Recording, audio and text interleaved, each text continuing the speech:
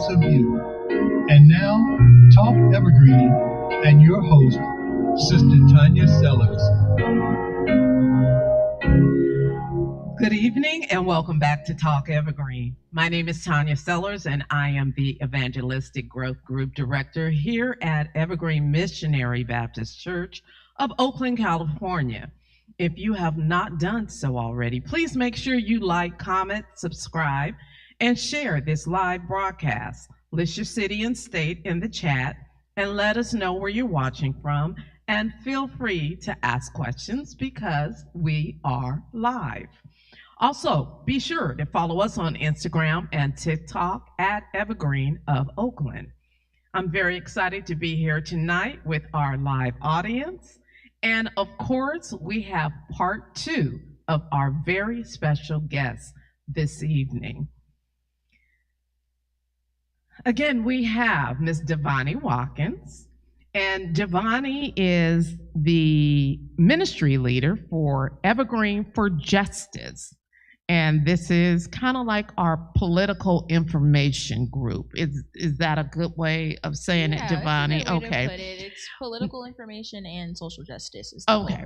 So this is part 2. So for those of you who weren't able to join us last Wednesday, Devani, can you tell us a little bit about Evergreen for Justice? What is the ministry all about? So Evergreen for Justice was started about a year or two ago now. Bishop Brandon sent me off to a social justice with like a faith-based rooted background training. And we kind of had a conversation there, and he was like, we need something like this at Evergreen where we give back to the community through political power and educating our congregation and the greater community about what's going on politically and how we can take back our power as people, because we run the nation. So he definitely wanted us to be able to have that higher lifting up education, and that's something that I've been doing since we started. I've been talking about the different props and educating people on election and like encouraging people to vote. So it's definitely been helping me reach out to my peers and also reach out to the greater community in Oakland. Okay, all right, great. Now, Devani and I are going to discuss local and national politics from a baby boomer's point of view and a Gen Z's point of view. So you're going to get 2 perspectives because, of course, we look at things totally different. And one of the things, and it's so much that has happened within the last week that we're going to talk about. I mean, we can just go on, and I think we'll probably have to end up doing this like once a month or yeah, something like that, because it's really important. And I love, Devani, when you use the words empowerment. Because some people think that you shouldn't mix politics and church or politics and religion. But people do need to be empowered, because if you don't have a good understanding about what you're voting on, what's going on, what can happen, then we're essentially doomed. Right? So what do you say to the people who might say to you, this is church, we don't need to know about that, we don't need to know about politics? What do you say? I definitely say that you do need to know about it, because it does affect your everyday life, especially like you said, there's stuff happening new each week. Like recently I learned that my profession that I'm trying to go into, physical therapy, is deemed not a professional degree anymore, and I'll have to get, if I need to get loans, I'd only get $20,000 when physical therapy school is well over $20,000. Wow. So how in the world did that happen? How did that slip through? Right. I don't even know. I was in class today and one of my classmates told me about it. So she was talking about how like we were talking about loan forgiveness because that's Mhm. something that's been on the talking about since Biden was president. So Yeah. it's definitely something that impacts all students. But yeah, it was because the big beautiful bill, or Yeah. HR1, was passed, and that was one of the things that was on it. So people are not really paying attention, which is why I say you do Mhm. need to be educated about what's going on, because there's a lot of things happening that's rapidly changing that's going to Yeah. affect your everyday life. Like there's health insurance on the Mhm. line, there's just basic rights on the Yeah. line, which is insane.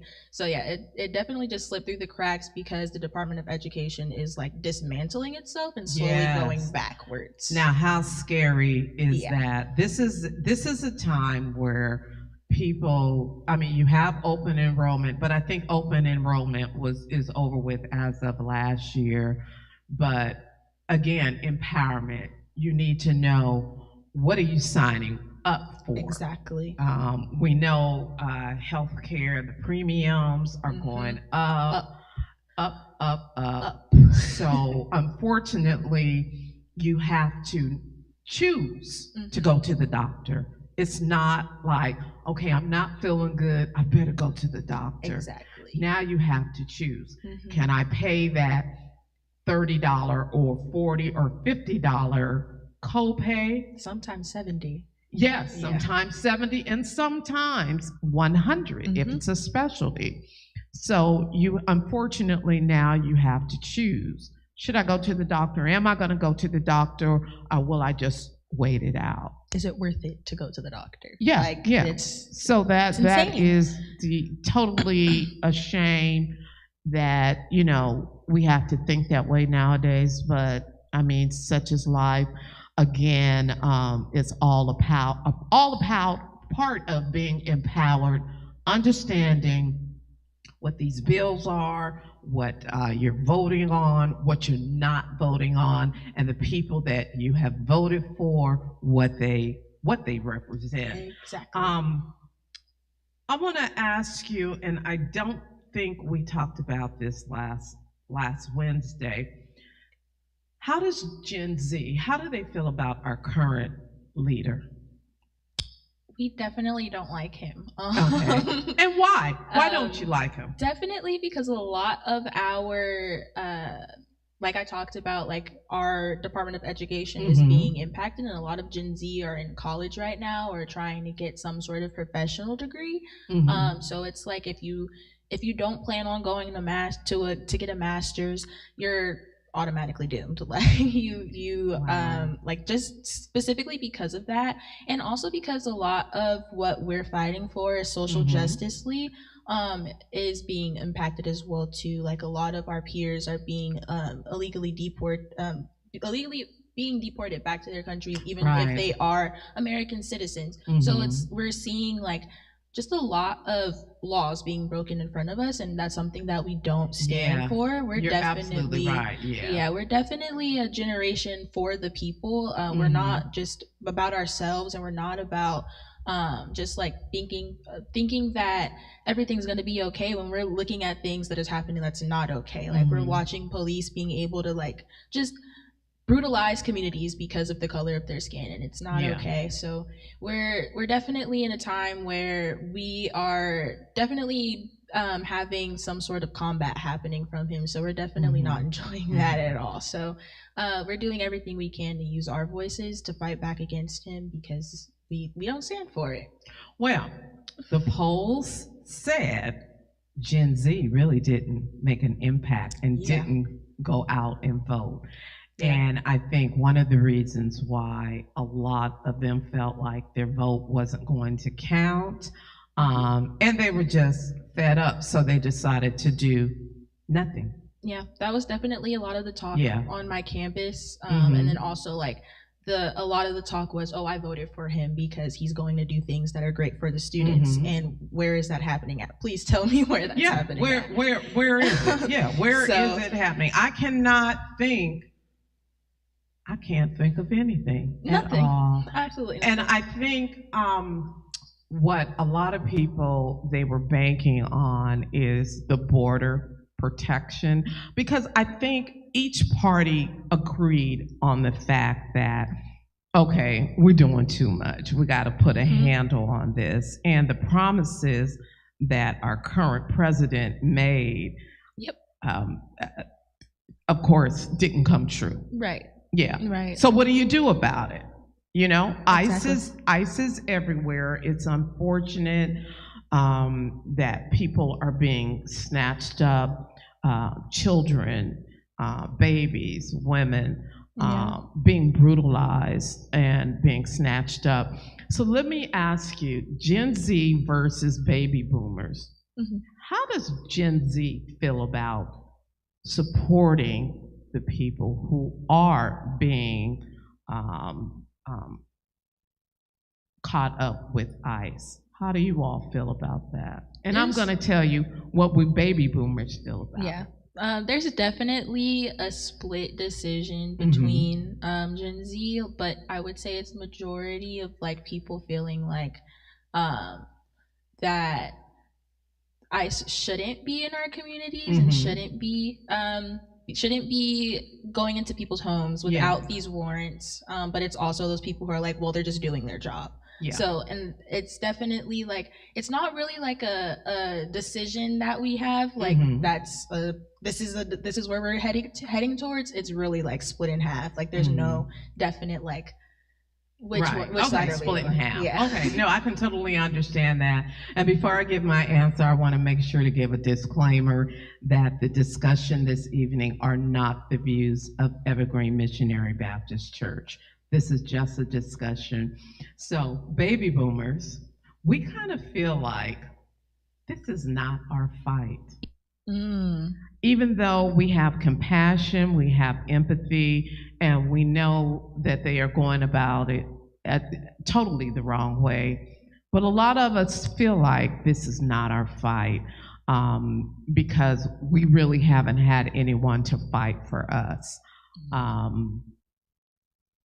But I mean, we're going to help as as much as we can. Right. But a lot of times we don't know how to help.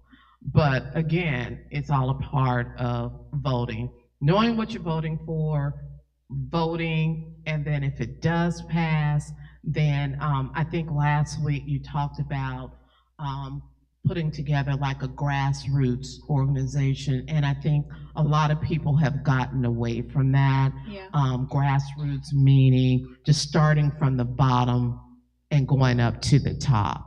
You know, you may have to put together a new organization to help fight against this current administration. For sure. And I think Gen Z, millenniums, baby boomers, we're all in this fight together because everyone knows that, we cannot continue to allow this to happen, So I also want to ask about the Epstein files. That's big for all last week and this week. We know it was sent over for the files to be opened. Does Gen Z really understand what this represents or what the Epstein files are all about? I feel like a lot of us do. I'm still educating myself on it because there's so much out there to like understand. Like there's literally a new thing I'm uncovering every day about this. But I definitely feel like if we don't have that understanding, we're definitely trying to get that understanding behind it because we all know that they were best friends and hanging out in the same circles. But our question, and they were exactly, best friends. Exactly. Yeah. And our question is like, are the files actually going to come to us the way they were, or is his name going to be redacted? And that's the big question that has been circulating. That is a good question. So, yeah, because it is a little suspicious how our current leader all of a sudden agreed to release the files, but that doesn't mean that it's going to be immediately released. So we're just going to watch and see what happens. Yeah. And consequently, we're going to see after they are released what it happens looks like after that. Yeah. Yeah. Yeah.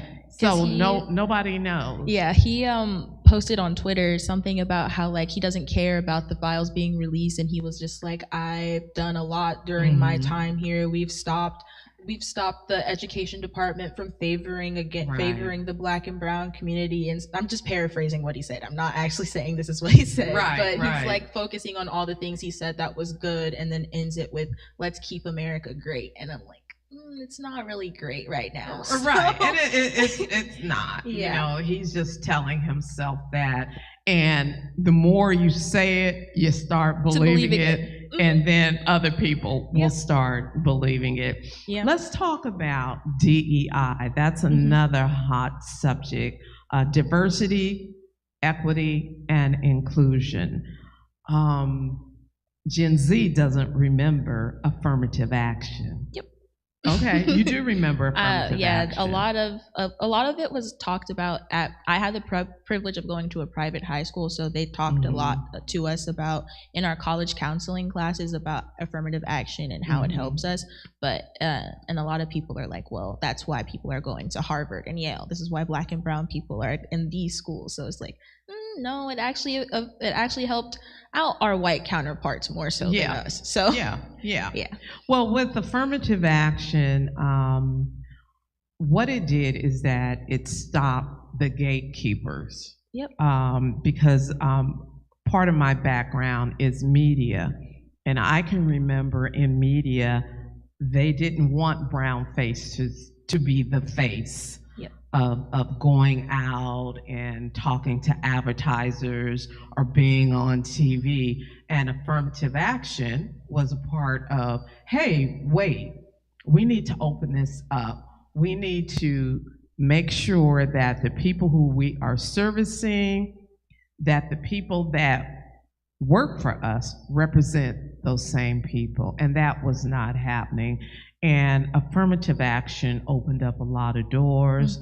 And then, there were people who misused or abused affirmative action. So, all of a sudden, affirmative action was a bad thing. But in terms of DEI, we have to have inclusion. We have to have diversity. I think those are like really the two main words for DEI. Let's talk a little bit about Target. We know we currently have a huge boycott. We are boycotting Target. I know myself, I'm boycotting Target. Me too. Our audience members, they are raising their hands. They're boycotting Target also because they decided to do away with their DEI initiative. They made a lot of promises that they just decided we're not going to keep those promises. So you know what happened? We, as in brown people, Black and brown people, we got together and we decided, okay, even though there are other companies that we are boycotting, but Target, that's the main one, because I think what happens when you do target one place at a time, then you'll see a bigger impact. And we all have read about how Target, how their CEO has, I think he stepped down. Target is feeling it. Their shareholders are feeling it. And unfortunately, they're Black creators that have retail in Target, they're feeling it also, but it's something that has to be done. So tell me, how do you all feel, Gen Z, when I say you all, Gen Z, how do you feel about boycotting Target? For me, I had no problem with it. Even though that was a store that me and my mom would go to almost every day. Like you would catch us in there every other day going in there buying something either we needed or didn't need.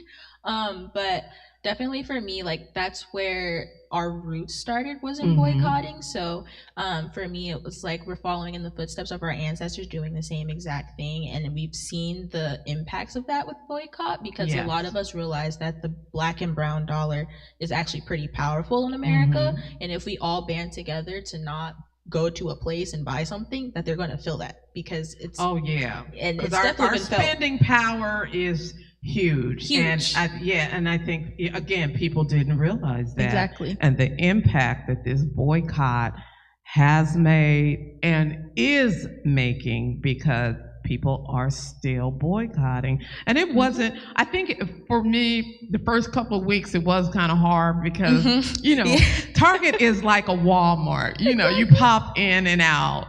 But when you make a conscious decision, no, they are not going to get my dollars. Yeah. Then, you know, you don't even think about Target anymore. Yeah. And again, what we're discussing tonight are not the views of Evergreen Missionary Baptist Church. This is just a discussion, but we are boycotting Target. I think also there was one of my peers put together a guide of what Black retailers are in Target. Okay. So if people still wanted to go to Target, they were only supporting the Black businesses at Target, which I thought was a good deal, a good idea, and I thought that also the Latino communities and the Asian communities should also do the same exact thing. So that way, even though you are in Target and you are buying from Target, but you're still giving back to your community in a sense. Well, there's pros and cons to that, because I do agree with, okay, you're just targeting and you're only going to support the Black creators, Black and brown creators in Target.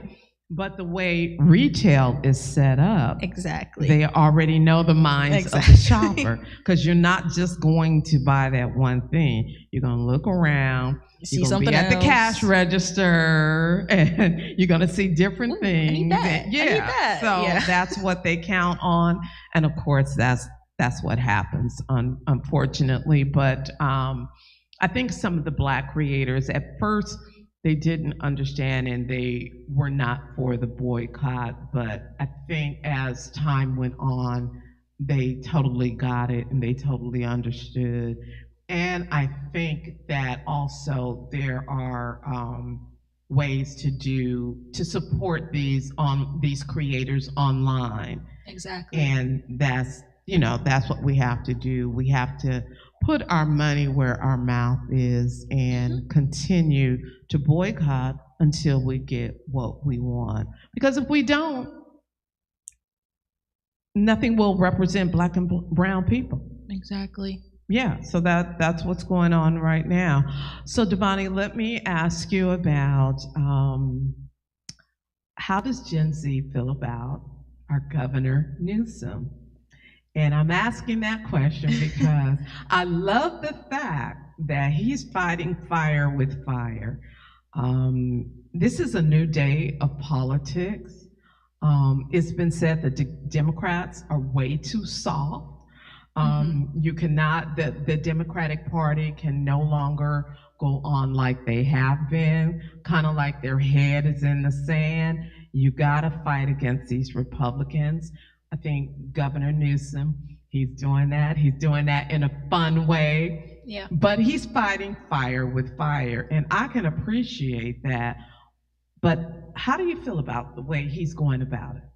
I feel like it's not really talked about a lot in my generation, Governor Newsom, but I feel like a lot of us like what he's doing, but also feel like we don't understand why he's doing it the way he's doing it, because it's a little risky, and it's like, okay, Right, it is risky, right. it feels like he's just pressing buttons sometimes and like seeing that's what exactly sticks. what he's doing. Yes, he is. But I do appreciate that he did the initiative for Prop 50 to kind of counteract what's going on in Texas with what we should do in California to be able to get that extra seat, and having those temporary redistricting maps. So I definitely like that, because it's like, okay, we're showing you we're not standing for this. So Right. I definitely appreciated that. So he's showing that he's not going to back down from anything that's Yes, thrown he at is him. not going to back down. And I definitely think he understands that he does have like two parts of California. He has the more liberal and the more democratic side, but he also has that more conservative side as you go lower in the south of California. And you never know, he just may be our next president. Right. We never know. So They're Devani, lobbying what for we're that. going to do right now is we're going to take a quick intermission while Brother Donald Taylor, Candace, and Jovan, Jonelle are going to bless us in song. And this song has been written and produced by Donald Taylor. But don't go anywhere, because when we come back, we will continue our conversation right here on Talk Evergreen. In the meantime, we will participate in our giving. Those of us in the sanctuary will be giving, and you can give online as well. They have different ways you can give right on the screen. And remember, on Wednesdays, all of our giving goes towards our mission where we help supply the needs of our youth that we have adopted in Ghana. So don't forget to give. We'll be right back after the song selection.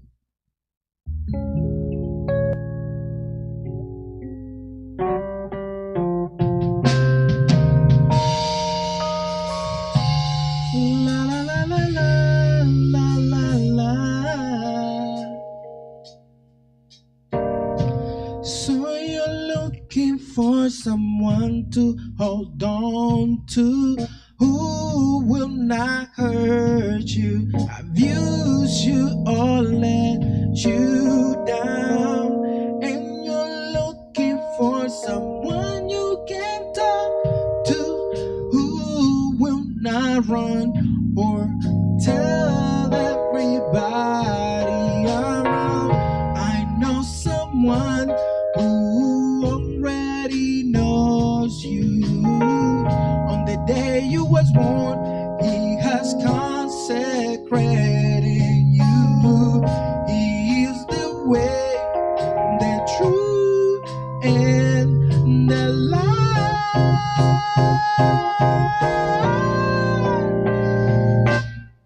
Peace will give to you.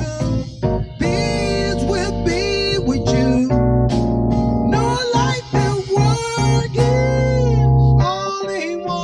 Do is love you, only wants to take care of you.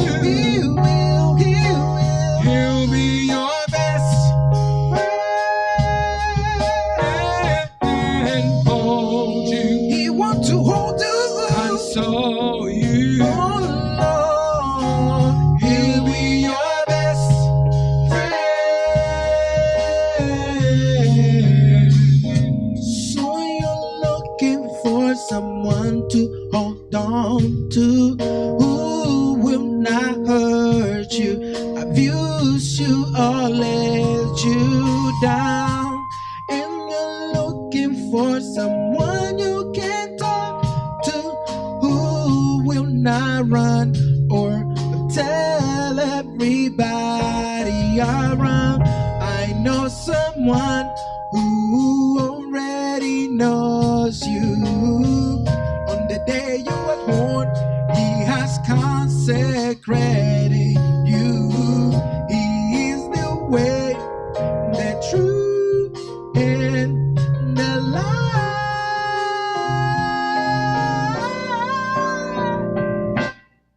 Peace will give to you. Peace will live with you.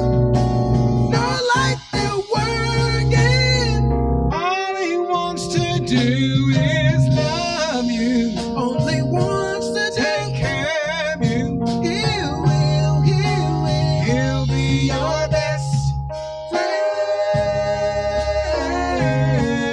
Hold you, he wants to hold you, console you. Oh Lord, he'll be your best friend. Not like the others who have let you down. He'll always be around. He'll be around to shelter you from the storm and rain. Call out his name. I know someone who already knows you.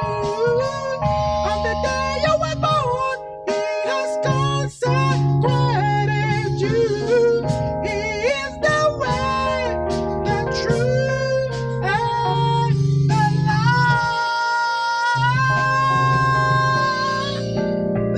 Ooh, peace will give to you. Peace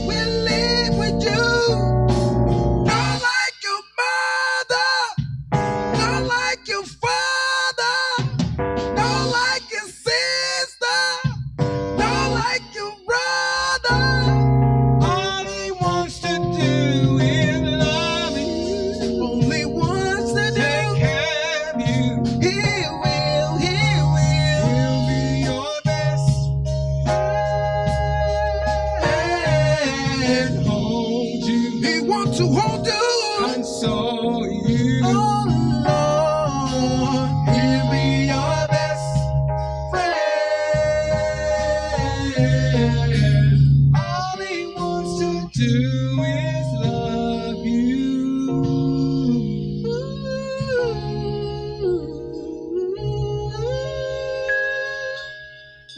Let him love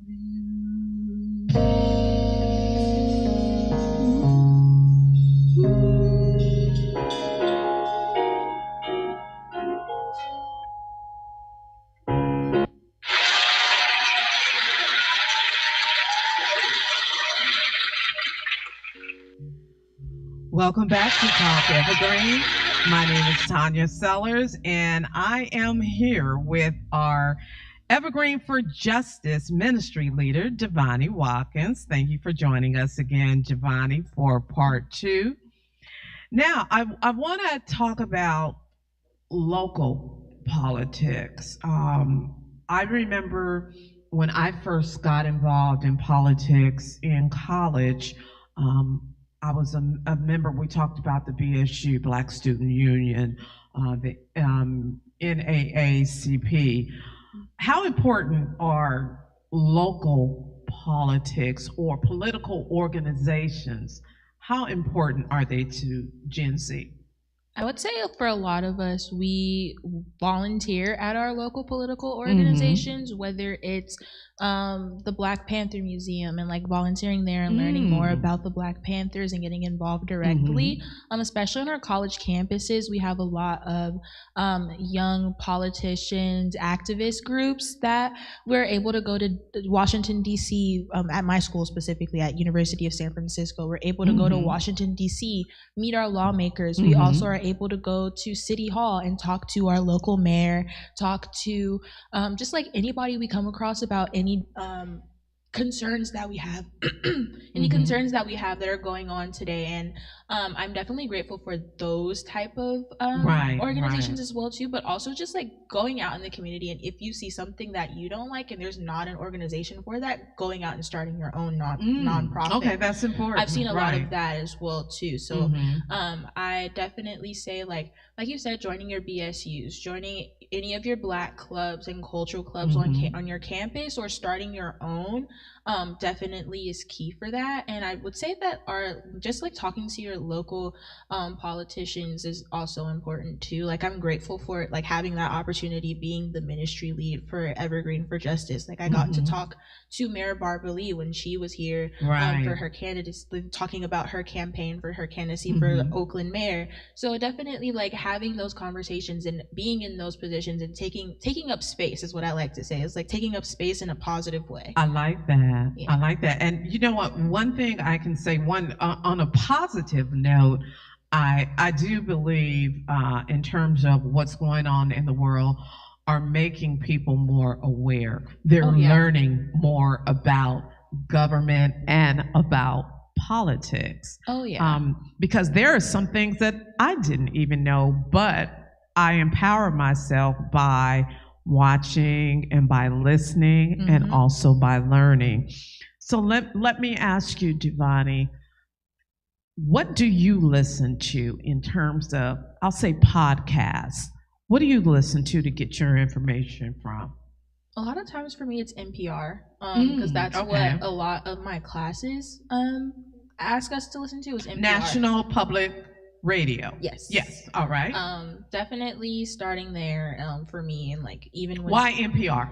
I just feel like there's a lot of good information on there, and they just talk in a bipartisan way, and they always have something. I just always learn something new. And for those of you who aren't familiar with the word bipartisan, can you explain that to people? It's not like you're favoring one side. You're kind of getting more of a well-rounded point of view. You're looking at both sides of the aisle and not having bias towards one. Yeah. All right. No, I love it. And that's also important, because we hear these little buzzwords, and a lot of times we don't even really know what it means. Yeah. Like a lot of people don't know what GOP stands for. They hear the Republican Party, the GOP, Grand Old Party. Yep. The Republican Party was named that, I think it was like in the 1800s. Yeah. Grand Old Party. So now when you hear GOP, you know that stands for the Republicans. Yep. So it's a lot of history, and I encourage each and every one of you to look it up. Look up about the independents, about the Democrats, about the Republicans, so you can totally understand what each party stands for, what they did stand for, and what they stand for now, and moving forward in the future, what it's going to look like. Now, you say you listened a lot to NPR. What other podcasts do you listen to? And I'll tell you what I listen to also. I don't listen to a lot of podcasts. Uh-huh. I just mainly, like, if it's for class, then I'll listen to it. I mainly do like article reading and like looking at like KQED articles. Yeah. I've listened to KQED a couple times, just like radio, but not really podcasts, which is something I want to start doing because there's a lot of like really good information that I've heard is on there. So I really just need to take time and just sit down and listen. Well, you know what I have found out with podcasts, you really have to be careful. Oh yeah. Who you listen to, how much you listen to a particular podcast, because of course they can sway you with their views. Oh yeah. I love Roland Martin, and again, the discussion are not the views of Evergreen, but I love Roland Martin's podcast, but I have to limit myself sometimes. And that's where I get a lot of my information from, and other broadcasts. I mean, I even go as far as I listen to The Breakfast Club in the mornings. I like to get a little bit of different perspectives, and then that makes you more aware of, okay, is this just their view or is this the truth? And a lot of times it's a lot of hearsay. Oh yeah. They said. I can't stand when people say they said, because I always say, well, who is they? And they never know. And they never know who they is. They never know. But unfortunately, you know, we have a lot of angry podcasters now. A lot. Yeah, they're very angry. And you have to watch yourself. And we talked a little bit about mental health last week. You have to protect your mental health in this climate right now. Yes. Because I tell you, it can do some it can some take things a toll. to you. Yeah, It can yeah. take a toll. Unconsciously, you don't even realize it. You know, why am I feeling like this? Why am I feeling down or depressed? And you have to snap out of it. A lot of times I have to like, okay, I'm not listening to this. And maybe you listen to it once a week, but every day, no. Because then you find yourself having Digesting the same attitude. it. Yeah, and that is, you know, getting in your mind, and you're starting to think like them. And again, you got to protect your mental health. And we are going to do a discussion on mental health in the month of December. But mental health is so important now because of the fact of, you know, what is going on currently with politics. And I think people have to become more aware of what they're thinking, what they're saying, and how they're saying it. I 100% agree. Now, I do want to ask you now, this is going to be a very controversial subject I'm going to ask you, but Gen Z, what do you all think about trans sports? Taking trans people out of sports. So what that means, if you are a biological man, you could no longer participate in women's sports. And I guess it's the other way around. If you're a biological woman, you can no longer participate in men's sports. What does Gen Z think about? There are definitely split conversations that have been happening. I've seen a lot of like dang near like verbal fights because of them. And I'm an observant person. I don't like to like get in the middle of that. I just observe and watch and listen and digest and take in. Yeah, no, that's smart. So yeah, I kind of just sit back and let the verbal like combative people take care of that. Right. But for me, like I don't really have a standpoint on it. I don't really like for me, I don't understand. Mhm, So I'm just mhm. taking that and like educating myself on it more, Mhm. and figuring out where I want to stand, or if I even want to take a stance on it. Right, right. But definitely for me, like I've seen a lot of divide because of it, and Mhm. friendships because Yeah, of it, because they yeah. don't agree with him. Mhm. So I won't say that Gen Z has like a firm yes, but I feel like a lot of people are on the yes side, and there's like Mhm. maybe like 30% on the no side. And I think that's where a lot of the parties have also split,